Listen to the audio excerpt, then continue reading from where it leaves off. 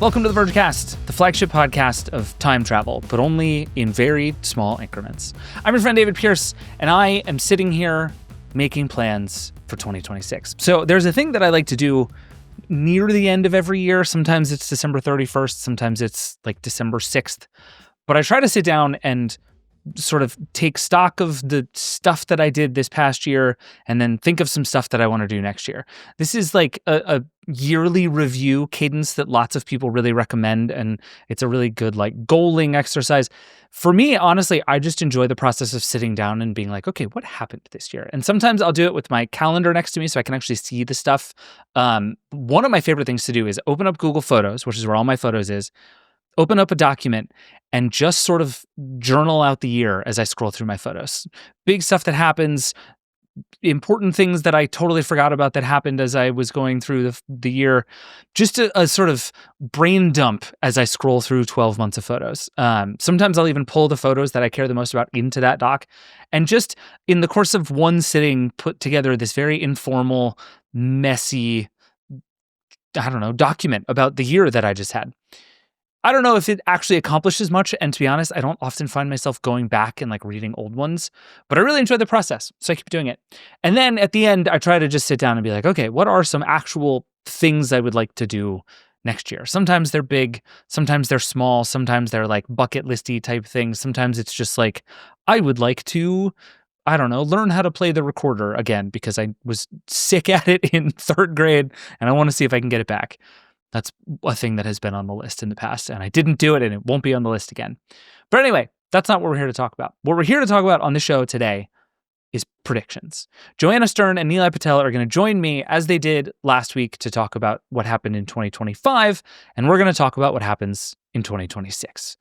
We did this last year where we made mild, medium, and spicy predictions. We're going to do the same thing this year. We're going to go through our old predictions. We're going to make some new ones, and we're going to see if we can figure out what's coming. This is a complicated business in which to figure out what is coming.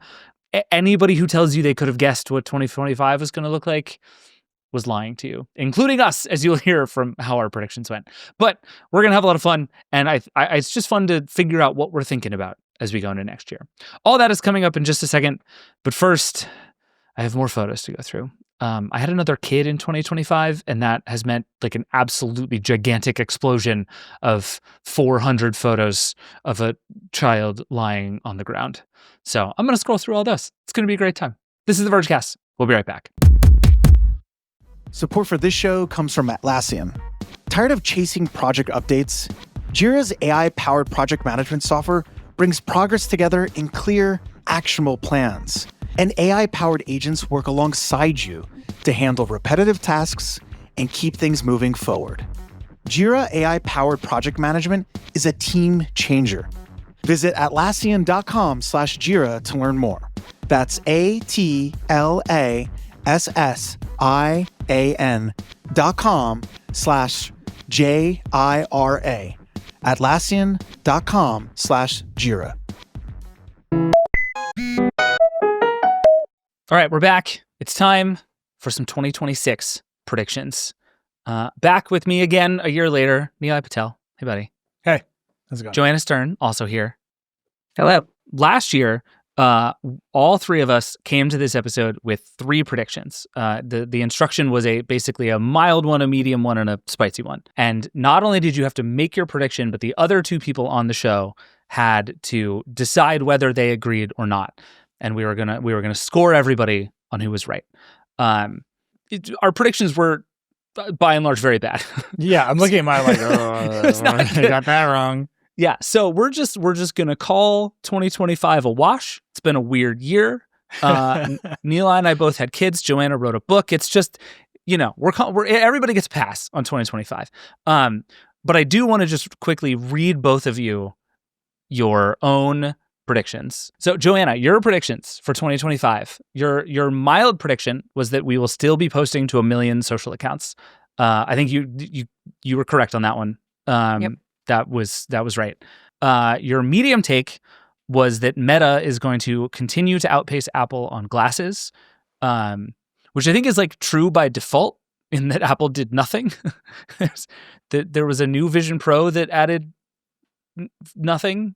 So I guess you get that one. Neil and I also both agreed with that, so everybody wins on that one. And then your spicy prediction was a touchscreen Mac or an iPad with Mac OS, which has not come true. But as we discussed on the last episode, 2026, if you want to rehash that one for 2026, I think you have a real shot at it. Yeah, I think iPad with Mac OS didn't come true in literally, but there were so many changes to iPad OS that make it so much more like Mac OS that I do think I was kind of right. The iPad is very Mac-ish. If I were in the business of giving half points, I would probably give you a half point. I think we can agree that I was right there. So yeah. Is that where we land? And then Nilay, your mild prediction was that Alexa Plus rather is going to be fine. I want you to self-score on that one because you have delivered many thoughts on Alexa Plus. I assumed that the industry could put an LLM in front of a traditional smart home system, and they can't. It's not even quite fine. It's available. That's what I'll give you. It's good enough to be available. But is it a downgrade from what Alexa was before? No, I think that's fine. Do you know what I mean? That's what I mean. It's not a disaster. It's not a huge success. It's just available. It's fine. Yeah, it's fine. It's fine. Your median prediction was that Walmart is going to buy TikTok. A prediction that I loved and Joanna and I both signed on to. If I recall, somewhat against your will, Joanna, you just wanted to be part of the team. But that obviously did not happen. In fact, no one bought TikTok, and we chose instead to not enforce the law Congress passed enforcing the sale of TikTok. I have no idea what's going on here. A fun medium take would have been laws don't exist. That would have been. We live in a post-law society. Yeah, you would have gotten points for that one. If this thing eventually does get sold, I think Walmart is as aggressive about it as anyone, but who knows what's going to happen. Yeah, fair. All right, and then your spicy take was that Google is going to break itself up of its own volition before the government can do it. I would say this operated on a false assumption that the government would do it. That did not turn out to be the case, at least not yet. But that one obviously did not come true. I will say Google did replace almost all of its executives in the last year. Yes. It did not. Maybe that's not even a quarter point, but they were certainly what if different people ran all this stuff, and all of those people that's what Sundar did. Yeah, Google turned itself over in a pretty big way, but it did not break itself up. My predictions, my mild prediction was that cable TV is going to pretty much totally die. I actually think I was right about that one. You were right. Yeah. That happened faster than anybody expected. You both agreed with me. My medium take, which I think this is probably the biggest whiff of the whole episode last year, was that somebody's going to make an AI gadget that actually kicks ass and it's going to be a giant hit. Wrong and wrong and wrong and wrong on that one. And then my spicy take was that we are going to more or less give up on Matter, which I will take the loss on, but I actually don't think I get a complete loss on that one. Matter did not make the progress you would hope that it would make in 2025. They have cameras now, kind of, even though no cameras support it. The spec remains, the protocol exists, people are still adopting it. Wait, I disagree with you on this in a minor way. Okay. It is now the default for everything. So if you want to buy a light switch or a light bulb or a smart plug or any of the stuff that's already supported, all of those things are now Matter by default. It's harder to buy not Matter versions of that stuff than it is to buy Matter. I agree. And that's why I take the loss on this. We definitely did not give up on Matter. I just unboxed a new Nest camera and it had Matter instructions. Yeah.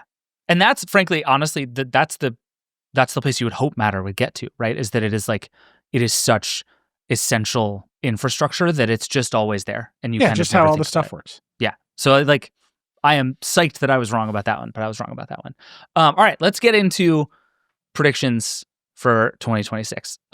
Joanna, you get to go first. What's your mild prediction for 2026? Okay, Apple releases a foldable. It's fine, because we can say the word fine means multiple things here. I will say that spicier part of this take, even though this whole thing is mild, I think this will happen, is that the media and many Apple fans freak out because it's too expensive. Okay, I think I need one more tick of measurability here, which is it a hit or not? Because the iPhone Air, not a hit. like definitively not a hit. If the foldable phone is 2 iPhone Airs stapled together, which is what a lot of people are saying that it's going to be, is it going to be a hit at whatever price it comes out to be? I think it's an early adopter hit, but I think it's like I don't want to guess at pricing. What do you think the price? What would you guys guess the price to be? They can't do more than $100 more than like the Galaxy Fold. Yeah, I think it's somewhere between $17.99 and $19.99 would be my guess. Somewhere in that range. Yeah, I think $2,000 is fine. Okay. Yeah. But like those numbers don't mean anything because you're like, I will give my child to Verizon and I'll give you a free phone. But I think there'll be like the backlash of the media and people being like, this is too expensive, or this is expensive. And I think so. I don't think it's a big hit. Like I don't think it's an iPhone 10 hit because that was like a completely new design, but it was still a pretty good mainstream phone. It wasn't like too, crazy for people to fathom. I mean, it didn't have the home button, and that was a big thing people had to get used to. Yeah, that's why I think it's fine. Okay. No, I'm going to push back. I think it is announced, and everybody overreacts and like this is the most important phone that's ever been made, and it's a huge hit because changing the form factor of the phone is the thing that they've all been chasing. But do you think changing the form factor at a $2,000 price point is like when the iPhone 10 hit $1,000 plus? I think that was like one of the big things that kind of held it back from being like a mainstream phone, right? And it had like it was the high end phone. They didn't make as much of them, and like the iPhone 8 was the volume seller at that time. Apple will intentionally limit the number of these phones that it makes because it's not the mainstream model yet. Right. Whereas like today, I think the 17 Pro Max is the big seller. I agree that this is like a good mild take. I think their overreaction will be the thing that drives everybody insane. Yeah, I agree. That'll be like a Vision Pro level like reaction. Yeah. And I think just like the Vision Pro, it will become very clear that just like every other company, Apple has no good ideas about what you're supposed to do with a foldable phone. That remains the thing. They're too expensive, and there's just no clear idea what you're supposed to do with it. Hey, I read a lot of PDFs on my phone, you guys. Like, yeah. Just live in that Dex Think life. about my situation. My mildest prediction, it's very mild actually, and I might be wrong. I think after all of the weirdness with the EV tax credits and the sales spiking because everyone tried to get the credit and the sales crashing, I actually think they mount a small comeback next year. I think people actually want electric cars, regardless of like all the noise and like people who experience them are like, this is a better experience than gas cars. I'm saying this as somebody who has gas cars and like the dumbest possible gas cars and loves them very much. There's no reason for my daily driver to be anything other than EV. And I think that is proven out for like lots of people in lots of ways. And so I think we'll see that market reset itself a little bit. Do you think it's entirely or just mostly because the new Nissan Leaf looks kind of sick? Is that like 60% of it, or is that like 90%? I think it's the Leaf. I think Chevy's going to do the Bolt at like 29. Like, yeah, I think it's a bunch of cars coming in at 30,000 or less is going to be a huge thing for that market. And then used EVs are just around, right? Like economically, like feel how you want about this, but like economically, the only car anyone should buy is a used Model 3. I know. It's forever my favorite Nilay take because it is unequivocally true and makes everybody feel feelings. And I love it. Yeah, it's like, that sucks, but it's true. Like that's the only car you should buy. It's really true. Or a Y. I think of the Y. But anyway. Yeah. Because those prices have come down crazy. Yeah. There's a lot. I'm saying used. I'm not saying enter the No, even the ecosystem used fresh. Model Ys are crazy deals. Yeah. So like I just think that there's a lot of everybody who was going to buy one, including me. I raced to buy an EV before the tax credit went away. And so I think it feels like sales cratered because everybody was going to buy one, bought one, and then everyone overreacted to the sales going away because all those people were out of the market. And I think next year they come back a little bit. Love that for you. All right. I'm between two mild predictions, in part because I can't decide how mild one of them is.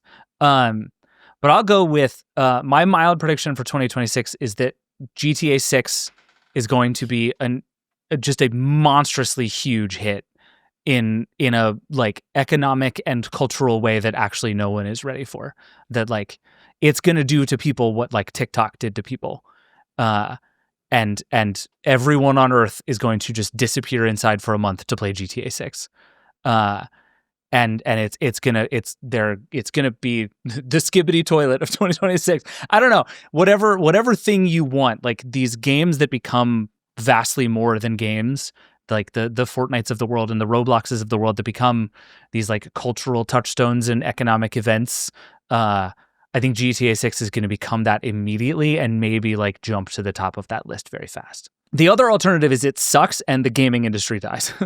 It's one of those two things. I would just like the caution I would put there is it's so hard for games to actually cross over into popular culture. And I'm saying that in like finger quotes because games are popular culture, but at the same time, there's even the people who play games like wall them off from what they think of as the popular culture.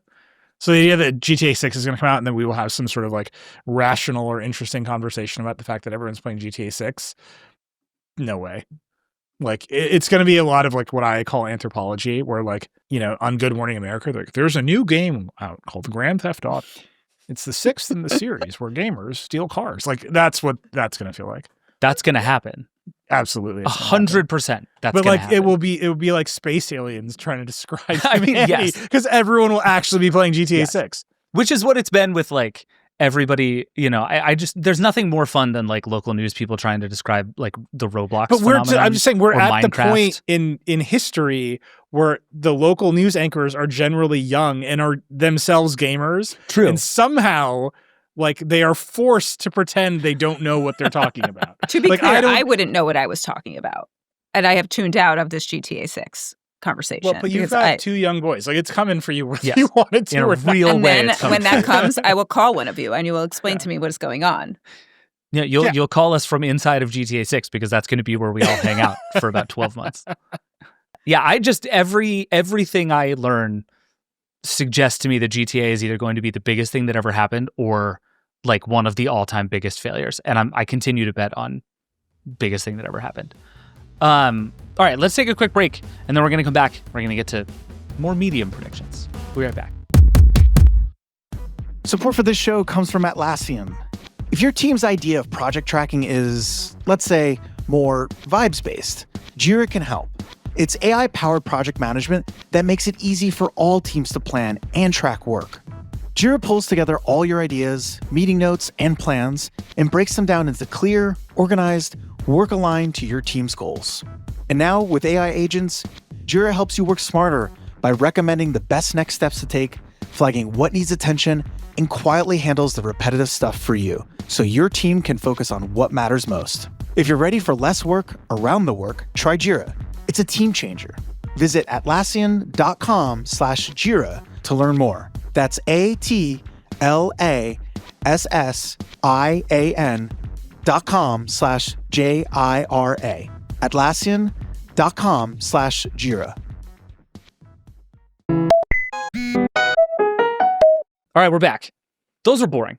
Predictions, it's fine. We're all going to buy foldable iPhones and play GTA 6 inside of our EVs in 2026. This feels guaranteed. It's going to be fine. Let's spice it up a little bit here. Nilay, you go first this time. What's your most medium prediction for 2026? This is very medium. I think the backlash to AI slop on the social platforms is going to force them to have to label it and filter it. Be more specific. I mean, I hope what does that that's look true. like there's a new next to the For You feed.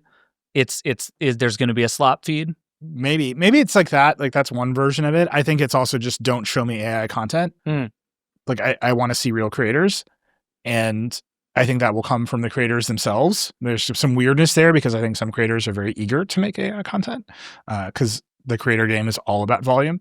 But I think audiences are like, I don't want as much of this as you are showing me.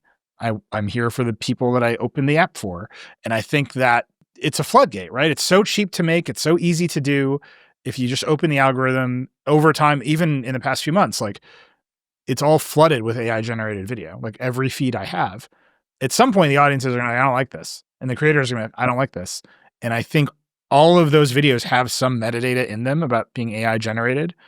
You can detect it if you try, and none of them are trying right now. And I think at some point, Instagram, YouTube, whoever are going to have to say, we're going to detect it. It has to be labeled, and we're going to let people avoid it if they want to. My medium take was that instead of all of that, what we're actually going to get is a new creator platform that is going to rise up in a meaningful way, for the exact same reason you just described, right? Like all of these scale players now, and it's basically just YouTube, Instagram, and TikTok, are so deep down we are just going to fill your feeds with slop rabbit hole that somebody is going to show up and present themselves as like the human alternative to this. And like the algorithm is hard but buildable, and there are tons of people who have now worked at all of these companies who could go off and build these things. The possible time to do that, if you think you want to build a creator platform, is right now. And whether anyone can do it like economically and compete with YouTube remains to be seen. Like YouTube is just where all the money is, and that company is so rich that it would be very hard to like bootstrap your way into having the resources of YouTube. But somebody's going to try. And I think like you start to see like maybe it's going to be Substack is going to get like weird into videos and try to do that. Patreon is like poking at these kinds of ideas. It was a thing I thought Vimeo was going to do for a while, and then it sold, and now God only knows what's going to happen to Vimeo. But there's like glimmers of some new kind of platform energy that I think could work, and I think we might see it in a real big way in 2026. I mean, I would just say the hardest part for all of those, any idea there is getting a new user. Like TikTok exists because ByteDance spent billions of dollars on Facebook ads. On Facebook ads. Yeah. And so like you need, it's not, do you know how to do it? Like, are there a bunch of ex-Twitter employees who can like make Twitter tomorrow? Of course there are. Can they get millions, hundreds of millions of users to use it? Like, no. And that's why I'm like, you can have that little bit of competitive pressure, right? You can already see how it's playing out with like Threads and Blue Sky and X. Like they are competing with each other, and that means they release new features, which is like fascinating. But I think fundamentally it's the creators themselves who are going to say, we want to tell people like turn off the AI stuff. And these platforms are responsive to creators a little bit, and I think that might work. Yeah. And I think if anybody is going to lead that charge, it'll probably be YouTube, would be my guess. Although YouTube keeps saying that the future of their platform is AI. See, like it almost has to be a platform that doesn't have an AI. But all of them do. This is why it's a medium take. Something has to go bad, and then this will be. Well, TikTok doesn't really. I mean, TikTok's already embracing giving people a little bit more control than others. TikTok is as full of AI slop as anything in the world. Like TikTok is a rich melange of ideas about piracy. Like, how can I get past this algorithm? Is like TikTok. But like, they're not necessarily encouraging you to use their AI tools in the way that YouTube, Meta, X would. I think yes and no. I mean, also TikTok at any moment can be sold to date like Larry Ellison. Like it's a weird company in a weird spot. My mild take was almost nobody's going to buy TikTok this year. But that was too mild. I don't care about that. Can I offer you a possible platform that is not part of my take, but I think is like there's an interesting next turn for this company. It's Netflix. That is like Netflix is poking at video podcasts. It's poking at making deals with creators. It is like there is a world in which Netflix, which has the audience and has the resources to actually go to all of these people and be like, you're humans and you want to make things for other humans, come do it here instead of at YouTube. I don't think the scale works the same way, but to the extent that it's like, let's build a different kind of creator platform for humans, Netflix is as set up to do it as anybody and seems interested in it in some way, shape, or form. The problem is that Netflix is going to kill itself by buying Warner Brothers. Like, kiss of death, man. Is that your spicy take? Netflix is going to buy Warner Brothers and it's going to go horribly for everybody? It should be my spicy take. Might not be that spicy. I think it's my medium take right now. Yeah. Like, Greg, Ted, both of you have been on Decoder. Like, come on back and I'll patiently explain to you how buying Warner Brothers will kill you. Yeah. It's done it to everyone else. Joanna, what's your medium take? Okay, I was going to make this my spicy take, but I just came up with a new spicy take. So I'm going to come back to Waymo's. And I said last year, was it my medium last year? I don't remember which rating it was. It was that Waymo was going to have a moment.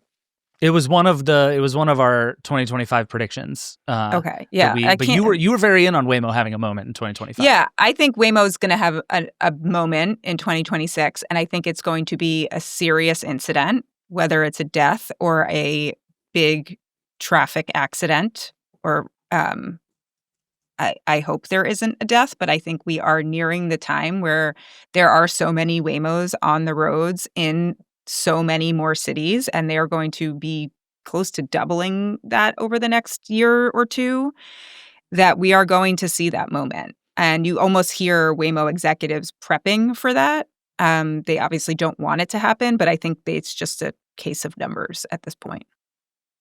So that's my medium take. I should have maybe made it my spicy, but I actually don't think it's that crazy. I don't think it's that crazy. What I wonder is, like, we saw what happened when it killed the cat in San Francisco, and we saw the reaction to that. Yeah, it killed the cat. You saw that news? That's awful. I missed that. That's terrible. It was a whole story. So, at the risk of asking like a really rude question, would a Waymo killing a pedestrian change things in like truly like meaningful industry shaking ways? Well, that's why I think it's going to be like a big moment, because I think what will happen is you are going to have a lot of any of this people talking about it. And you see that happening already with the cat incident in San Francisco. And then you're going to have a lot of other people citing a lot of the research that was just in the Times article this week about how much safer these have been on a whole. And you're going to have this just kind of coming to a head with politicians and media and all of it. And it's just, look, we're just heading towards that one moment where that happens. Nilay, what do you think? I think that's right. I think that, the safety data is reasonably clear. Like, in the middle of the night, would you rather get into a robot that is not sleepy, or an Uber where somebody might be sleepy? Like, I don't know the answer. I think there's a lot of parents who are much more comfortable with Waymos than human drivers to send their kids around. I think it will just be a big debate. But I do think the moment where there's a bad accident that forces the debate is absolutely coming. Yeah, I think the thing that's interesting to me about Waymo is that it feels like and by the way, it might not be Waymo. Like, I should say, like, I think it will be Waymo because they're so much more prevalent. Like, statistically in cities. It could be a Tesla robotaxi. It could be Zoox. I just think we're heading toward this moment. I think it would go differently if it were anyone but Waymo, though. Like, I think I agree. The conversation around it would be very different if it were a Tesla robotaxi than if it were a Waymo. Well, so, I mean, the comparison to Tesla is right there. Right? FSD we've been in the lawsuits. Yeah, but there have at least been humans in front of the car. You've had humans in front of the cars, and a lot of lawsuits are like, the human was drunk or asleep. And like, Waymo is just like, there's no one there. There's no one there. But like you were saying, Nilay, I think the weirdest thing about 2025 to me has been that Waymo is both like not everywhere yet, but is so normalized for so many people. Like that thing you just said where it's like there are lots of parents who would rather their kid get in a Waymo than in an Uber is such a like unbelievable victory for self-driving cars that I don't think anyone was prepared for to happen already. And Waymo just quietly did it. And it's sort of wild that like, well, they did it in San Francisco. But they've done it in Phoenix, they've done it in LA. They've done it. Yeah, they're doing it. Waymo is just becoming normal technology at like really rapid pace. And again, I think in a lot of ways that's a really good thing, right? Like you said, Joanna, that safety data is good. I think we're still having weird debates about what happens when something goes wrong, which is why I think you're right that there will be an explosion of stuff around just the question of like who is responsible for this. Well, so, interesting piece there. We've had the CEOs of Uber and Lyft on Dakota recently, and I don't remember which one of them said this, but I asked a variation of that question, and they were kind of like, we're going to get insurance and it'll be fine. The insurance is actually cheaper because the cars are safer, right? So like the insurance calculation is there will be fewer accidents, and so the rates will reflect the fewer accidents for the liability that may be incurred, which is like a very mathematical way to be like, the robots might kill people, but it'll be fine because the math will work. But that's already where their heads are at, right? Is like, we'll take the liability because we'll take the insurance because the accident rate will be much lower than our drivers today. Yeah, but there's still a question of like the accident rate will not be zero, and who is to blame when something happens. Right, but I think what they're saying is like, it'll be us. I think they're like, it'll be us. We'll take the blame and the insurance companies will pay out and it'll be fine because we'll be paying fewer claims because there will be fewer accidents. Yeah. All right. Now that's my medium take. Maybe it's spicy. I don't know. No, I don't think it's spicy. I don't want it to come true. It's like a bad thing to say, but I do think it's inevitable. And I wrote a lot about this in the book. Like it's inevitable. I don't want someone to die. I don't want someone to get hurt, obviously. But I do think it will happen. And I do think we will see the backlash to it. Yeah. How much time have you spent in Waymos this year, Joanna? I wish more because I wish New Jersey or New York had them up and running, but Fair. like probably 4 weeks. Okay. That's pretty good. I have still never been in a Waymo, and it Wow. wears at my soul every day. Okay. Before we go to break and then get to our spicy ones, I'm not going to include nobody is actually going to buy TikTok in my 2026 predictions. But I am just curious.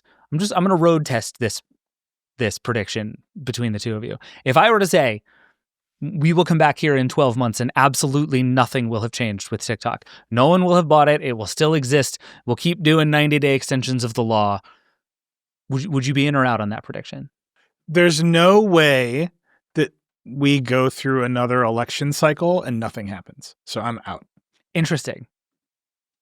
I would point out, though, that 12 months from now, the election will be over, but lots of new people will not yet be in office. Right. But I'm saying it's going to come up in this context. Okay. So you think the Trump is going to decide he can help Republicans win some midterms by doing the TikTok deal in some way? Or people will run on the idea of repealing the TikTok ban. I see. Right. Like it's a political football and it will get tossed is all I'm saying. Okay. Maybe the outcome is nothing actually happens, but the idea that nothing has happened because of just inertia, I think in an election year, anything is fair game. Okay, that's fair. I agree with you that I think there will probably be a lot of talk, but like if you made me bet money, will TikTok's ownership change in the next 12 months? I would bet no and not think about it very hard. Yeah, it's a safe bet, but you know, I'm here to spice it up, Dave. Let's merge TikTok and Warner Brothers and just sort of light everything on fire all at once. I guess that is precisely what the Ellisons are trying to do, isn't it? Okay, we're going to take a break one more time, and then we're going to come back, and we're going to do our spiciest takes. And I feel like mine is not spicy enough. So during the break, I'm going to come up with a spicier take, and then we're going to get to it. We'll be right back. Support for this show comes from Atlassian. Let's be real. Most teams think they're organized until they find themselves hunting for answers through old chats, docs, and 10 different versions of the same file. Jira can help with that. It's AI-powered project management that turns information from across your team's documents, meeting notes, and more into clear, organized work aligned to your team's goals. With AI built in, Jira removes the work around work with agents that help you handle repetitive tasks, surface information, and flag what needs attention before it becomes a problem.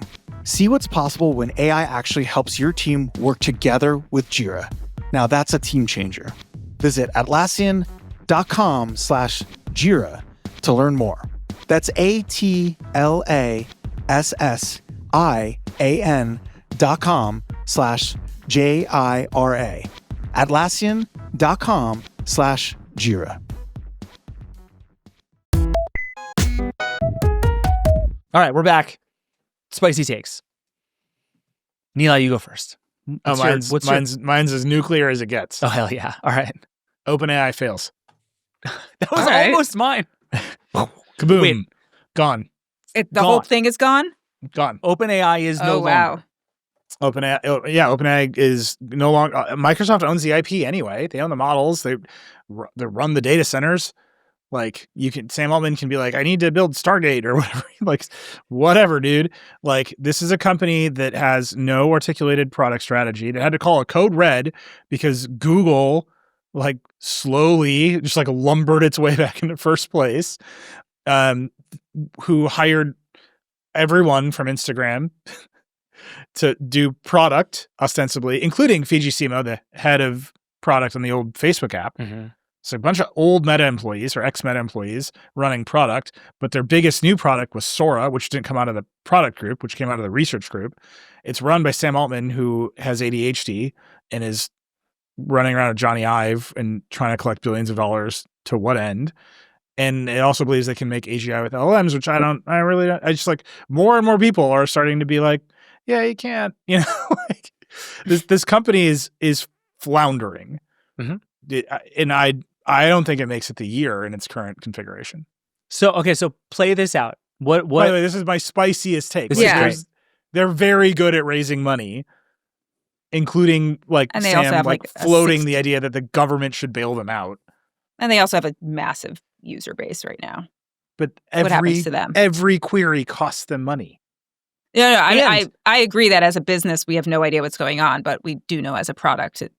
They do, but also like one of the reasons behind this code red was that apparently as they've made the thing less sycophantic and as they've put up guardrails to make sure nothing like fewer horrible things happen, people are using it less.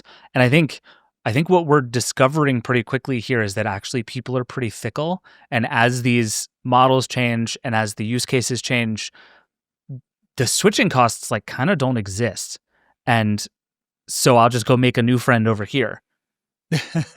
Like David, the ruthless kindergartner. Yeah. Is that what you're teaching in your house, ChatGPT David? no longer friends. New best friend, Gemini.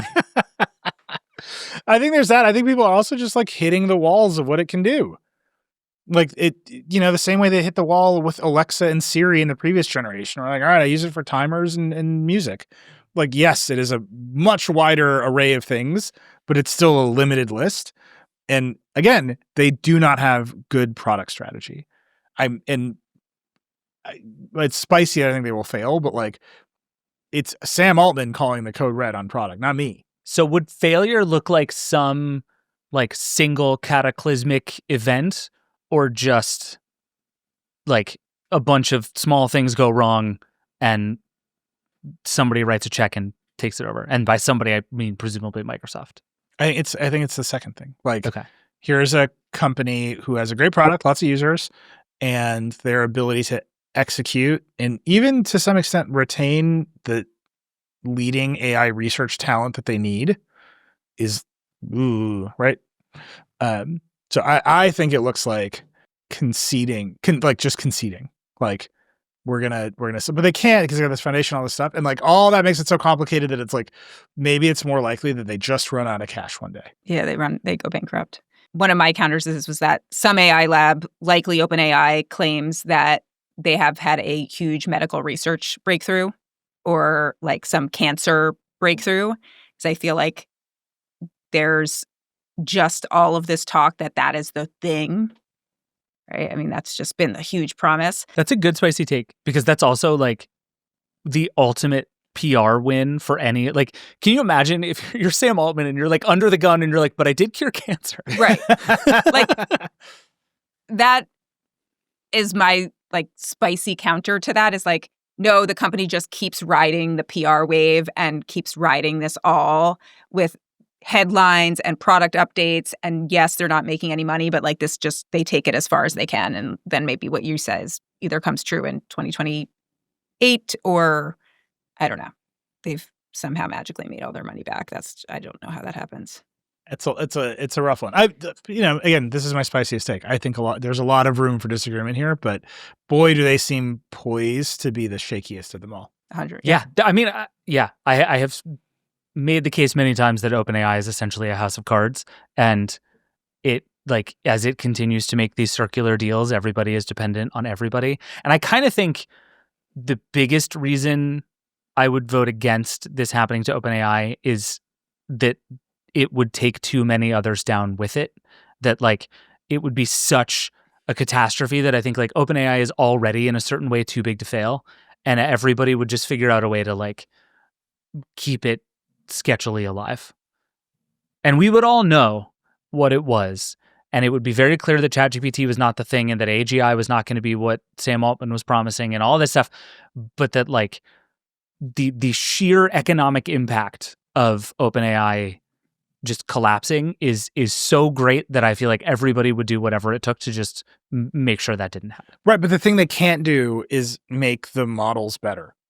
Right. Do you know what I mean? Agreed. Like, yeah. The OpenAI is predicated on like, I don't know, being like the smart home assistants working. Like it's predicated on agents, basically. Like you say anything you want to a computer and then it can just do any arbitrary task. Like maybe you call that AGI, maybe you don't, like whatever it is, but it's predicated on that level of societal disruption. right? I can just say to the computer, I need you to do this, and it like figures out how to do it. And I don't know that any LLM as we have today can ever do that. And then you have Ilya Sutskever, who was a founder of OpenAI, like left in the big fight with Sam Altman. He's just out on podcasts like this week being like, the age of scaling is over. We're back to pure research, but now we have big computers to do research with. And it's like, oh, that's bad. Like that's the guy who made OpenAI being like, yep, we ran that one to the end. And sure, maybe he's trying to raise money for his own company, which is called Safe Superintelligence. This is why I think it's a spicy take. Like, if the core technology can't do the thing that all of this money is predicated on, you're kind of screwed. Yeah, no, I agree. And it, like, we're kind of halfway there already, I feel like. I mean, there's this funny argument right now in tech circles that I really enjoy, that there's the one group that is like, don't worry that this stuff is so bad. Look at the path we're on. It's all going to get vastly better. And then there's another group of people that's like, actually, we've only really begun to explore the capabilities of the technology that we already have. And even if it stopped getting better today, there is a ton more that we could do with it. And I actually think I find that argument sort of compelling, that like, we definitely have not figured out all of the interesting things to do with large language models. But the idea that large language models are the way that we invent digital God, I think is like increasingly clearly not true. And so what it will do when AI becomes boring in that way, that it is like, what it's just another coding language, maybe that kills OpenAI all on its own, because you can't go from being what it has been to that. Yeah, but that assumes that OpenAI in the research part right now is not thinking about that as well, right? Working on world models, working on all those other types of models as well. I mean, they're not talking about that because they're very focused on the LLM. Right, but Sam Altman's out there calling it code red. It's shaky. Yeah. By the way, my sense is that no one knows who will be on Microsoft and OpenAI's panel of experts who declare digital God. I've done some digging, and the answer is they wrote it down, and they were like, TBD, and they just walked away from it. When we brought that up, we got a lot of feedback from people, and I think anecdotally, the name I have seen the most has been Mariah Carey, which is just a fact I really enjoy. I would say that I asked my source if I could be on the panel, and the answer was a hard no. I was I would have fun, and like, that's the problem. Mm-hmm. I was going to say, I think you would enjoy being on that panel, and you might be the only person who agrees to be on it. Especially if Mariah Carey's on the panel. That's long-standing. This is your in. This is how it happens. All right, Joanna, what's your spiciest prediction? Okay, my spiciest prediction is that Siri is amazing. The updated Siri is amazing. It's so good that people start falling in love with it. Ooh. Okay. Yep. Like romantic love with Siri. Yeah, romantic love. Like Siri is as good as any other large language model, and we see the same problems. We see people falling in love and talking to it about their problems. And Siri is, people having sex with Siri. That's my spicy take. And it's literally, I guess, quite spicy.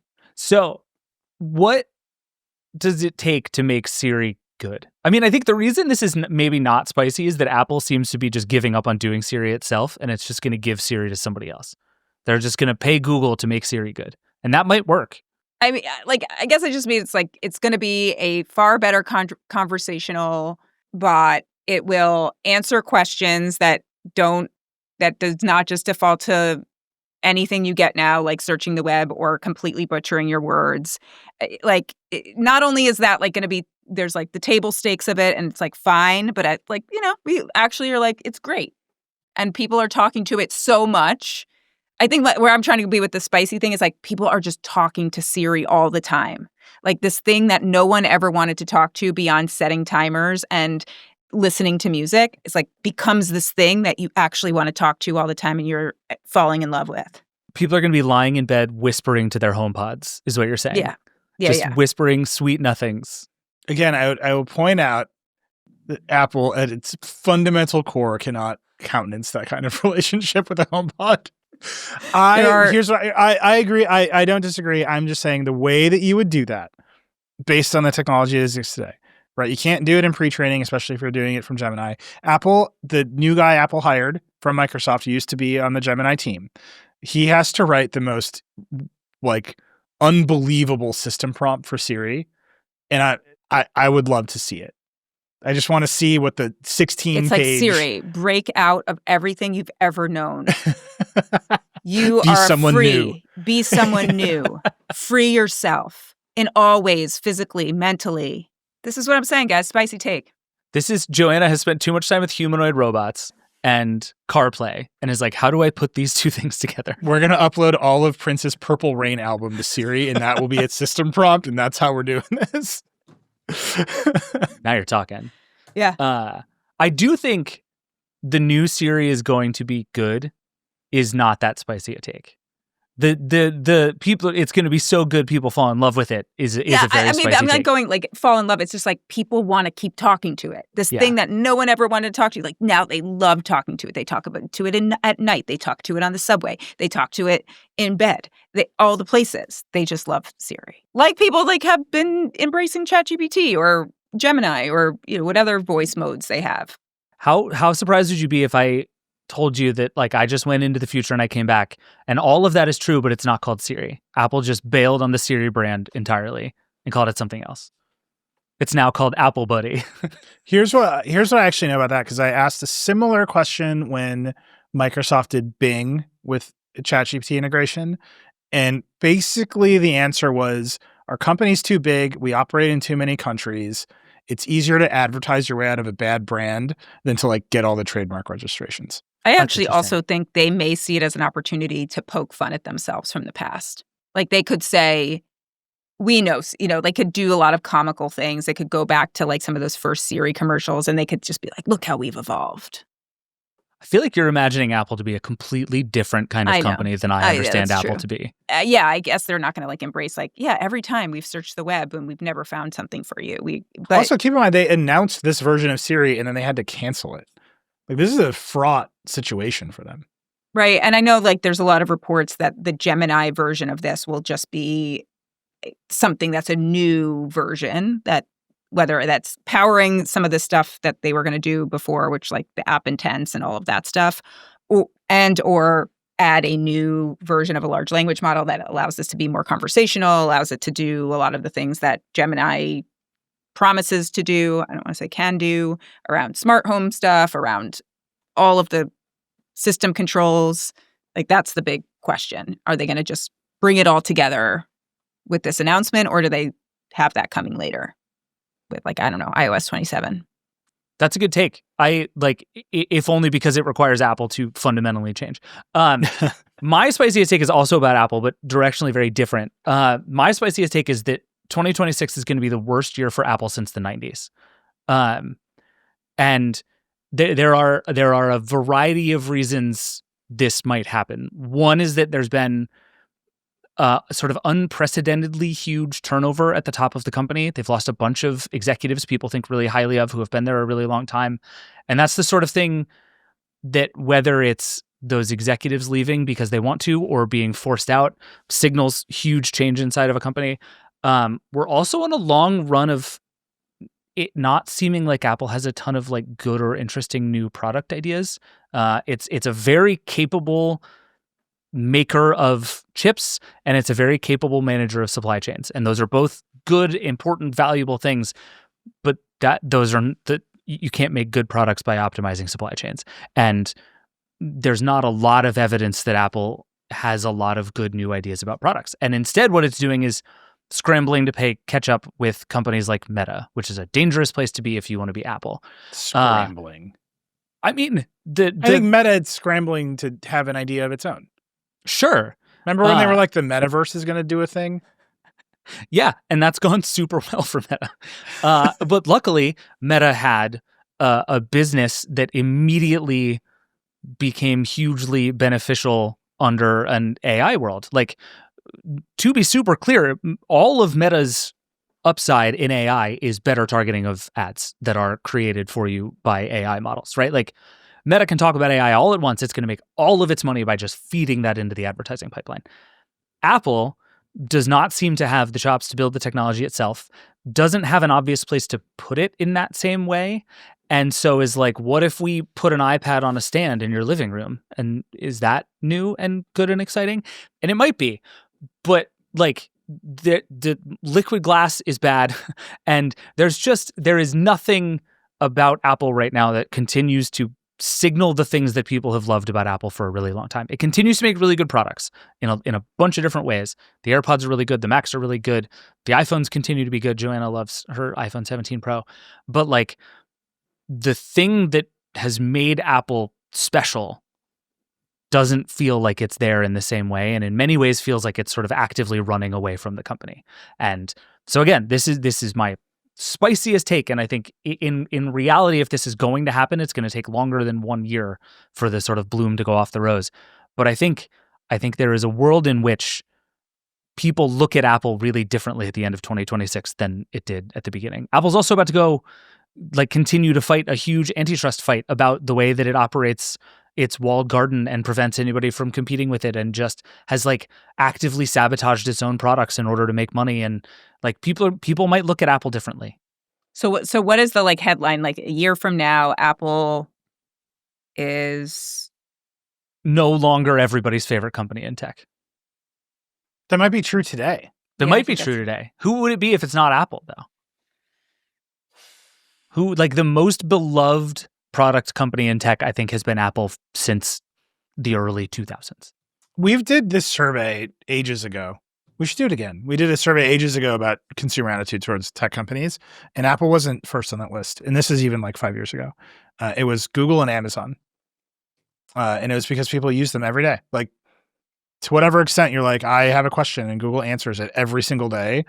That repeated good interaction put Google at the top of the list, and Amazon was right behind it because they're I need to buy something, and Amazon just delivered to them every single day.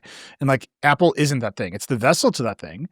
I think Apple will be fine because they have the iPhone, and nothing about AI suggests a platform shift that can disrupt the iPhone. True. Right? Apple takes 30% of every ChatGPT subscription.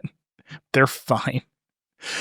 Until someone can get rid of the iPhone, I think Apple will continue to be very conservative in the things it tries to do. Yeah, I'm not arguing Apple's going to go out of business. I'm just arguing that I think people feel an affection towards Apple and its values and its beliefs and the thing it is trying to do in the world that I think you could argue hasn't actually been true for a while, and that may become very obvious to a lot of people very soon. Yes, every single person I know believes their iPhone is listening to them. Right. That's such a good example. Yes. And I think they blame Facebook for that in a lot of ways, but maybe they're going to learn to blame Apple for it. And it's it's had this whole, privacy, that's iPhone thing. And there have just been little moments where it's Apple is actually not on your side in the way that maybe you think that it is. Right. All those same people believe that their iPhones kill themselves after 2 years to force you to buy a new iPhone. Right. And at some point, I wonder if that sort of hits an inflection point and really starts to turn on Apple. All right. Well, I think Siri's going to be befriending you and taking your clothes off. So fine. I mean, but I will say, if that happens, new Apple CEO John Turnus introduces sexy Siri as his first. John, so I know he's he sometimes a sexy listens. man. It's going to be a completely different company. You're right. I believe it's going to be a completely different company run by a sexy CEO with sexy Siri. Please don't take that out of context. If I see that on social clipped, I'm going to be very mad at myself. But I think also if this Siri thing goes the way that you're describing, Joanna, then that also starts to come back on Apple in reputational ways, right? Totally. If this AI psychosis thing continues to grow and our relationships with chatbots continue to mutate and morph and become problematic in all of these ways, people don't blame their iPhones for that right now. You're right, Nilay, but they sure might. Especially if it's just talking to you about stuff on your phone. Right. And when you're Apple, you get to just foist all of that on ChatGPT and be well, all we are is a pipe to ChatGPT. But Apple would very much like you to not perceive that distance in the future. And that could go very sideways for Apple. Anyway, that's my spicy take. I think Apple's probably going to be fine. The M5 iPad is going to be sick. Everybody's going to love it. And I will eventually buy another MacBook Air. It's all going to be fine. Any other big feelings he takes you guys want to get out before we get out of here? The spicy take honorable mention has to be NVIDIA, right? Where it's there's some sort of weird NVIDIA financial collapse, but that's fairly far afield of the Vergecast, I feel. Yeah, I mean, medium take, the AI bubble will pop. Is that a medium take, a spicy take, or a mild take for 2026? It's super mild. That's like you didn't even put sauce in the taco, bro. Okay. Like that, it's gonna pop just in the sense that like a bunch of companies will have tried to deploy the technology. It can't do the things that everyone says it can do, and they will pull back that spending, and then the bloom will come off the rose, and the rest will happen. But not in a like economy tanking kind of way. I don't know. I don't know. That's what I mean by like that's the NVIDIA honorable mention. Spicy take: NVIDIA goes out of business in 2026. I don't think it's that. I think it's more like NVIDIA made a bunch of circular deals with companies that can't pay back the money, and something bad happens. Yeah, fair enough. Joanna, over under for you, number of hours you spend with a humanoid robot in 2026. I had a lot of humanoid robot predictions here, but I did not feel they were indicative of the industry and more of for me, because I have pre-ordered every humanoid home robot that I could, and applied for their in-home beta testing without Your the poor permission family. of my wife. I just filled out one like survey. It was like took me 25 minutes to apply for the it's Sunday Robotics one, and I was just like, yep, this is okay with my whole family. I don't have kids. I don't have a dog. I am actively lying in this. My spicy take on humanoid robots, is that what you want? No, what I really want to know is your prediction that at the end of 2026 you will have a humanoid robot living permanently in your house? I do not think I'll have one living permanently in my house, but I do hope in 2026 I can test one of these in my house. Okay. And hopefully keep my family safe and alive. Okay. So it'll be like a not like a live-in nanny kind of situation, but like they come over in the morning. Or like they're living with us for the summer, like a summer exchange student. It's like just some summer help. Yeah, it's like my summer exchange student from Silicon Valley. Love that. And by summer exchange student, I mean a man who teleoperates it from Silicon Valley and is super happy to be in my house, seeing everything, especially in places it's not supposed to be. Yeah. What could possibly go wrong? What could possibly go wrong? Thank you both for doing this. If anybody else has spicy predictions, if you can outspice us on your predictions, I want to hear them. 866-VERGE11 is the hotline. Vergecast@theverge.com is the email. Joanna and Nilay, thank you both. This was delightful. And next year, we're coming back with scores. And something's going to happen if you win. We'll do not forget to send me my present of whatever I won. Yeah, whatever you won, you'll get it. It's going to be great. Thanks, guys. Rock and roll. Rock and roll. All right, that's it for the show. Thank you again to Joanna and Nilay for being here, and thank you, as always, for watching and listening. If you have questions, if you have thoughts, if you, like I said, can outspice our spicy predictions, I want to hear all about it. Call the hotline, 866-VERGE11. Send an email at vergecast@theverge.com. We love hearing everything from you. Keep them all coming all the time. Until then, the Vergecast is a Verge production and part of the Vox Media Podcast Network. This show is produced by River Branson, Eric Gomez, Brandon Kiefer, and Travis Larchuk. We will be back on Tuesday and Friday to talk through all of the news of the week. We've got some more year-endy type things coming up. We've got a lot more to talk about. It's almost time for the holidays, which means it's almost time for the holiday spectacular, but we got some stuff to get to before then too. We'll see you then. Rock and roll. Support for this show comes from Atlassian. Jira's AI-powered project management software removes the work around work that slows teams down. Turn ideas, chats, and meeting notes into clear plans your team can actually follow, with every step aligned to your goals. AI-powered Jira is a team changer. Visit Atlassian.com/Jira to learn more. That's ATLASSIAN.com/JIRA. Atlassian.com/Jira.